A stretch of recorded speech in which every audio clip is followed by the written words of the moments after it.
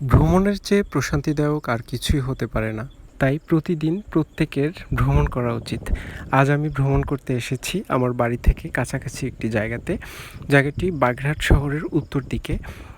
একটি ব্রিজ আছে মুনিগঞ্জ সেতু, সেই সেতুর কাছাকাছি ভৈরব নদীর তীরে। দেখতে পাচ্ছেন মাটির রাস্তা ধরে সামনের দিকে যাচ্ছি আর মুগ্ধ হচ্ছি। সন্ধ্যার দিকে এই জায়গাটি চমৎকার থাকে, যার কারণে অনেক মানুষজন এখানে আসে। জায়গাটির নাম গোপালপুর। এখানে একটি ইটের ভাটা আছে এবং এর পাশেই হচ্ছে ভৈরব নদী।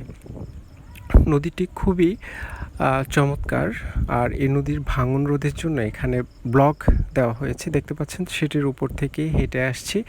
এই জায়গাটি একটা সময় প্রচুর কাদাযুক্ত ছিল, এখানে মানুষজন হেঁটে আসতে পারতো না।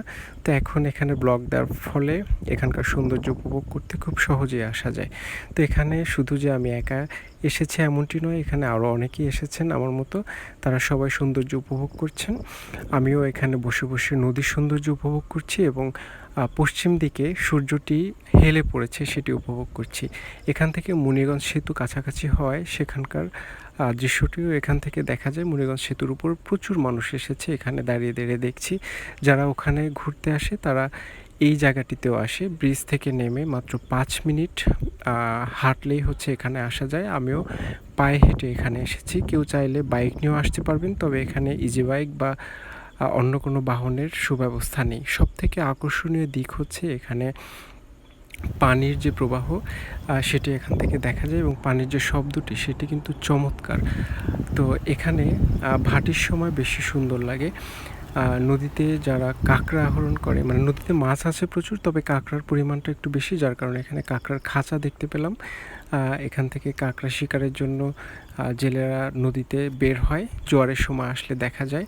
এবং এখানে যে বাজারটি আছে, একটি বাজার আছে, সে বাজারেও কাঁকড়ার কিন্তু হাট বসে, কেউ চাইলে এখান থেকে কাঁকড়া কিনে নিয়ে যেতে পারে। তো এই জায়গাটি এত সুন্দর লেগেছে আমার কাছে, আপনারাও চাইলে কিন্তু এখানে ঘুরে যেতে পারেন। এখানে পাশের যে গ্রামটি রয়েছে একেবারে কোলাহলমুক্ত। তো এখানে বসে প্রাকৃতিক সৌন্দর্য উপভোগ করতে করতেই আমার সময়টি চলে গেল, সন্ধ্যা হয়ে গেল। আমি এখানে সন্ধ্যার পর পর্যন্ত বসেছিলাম।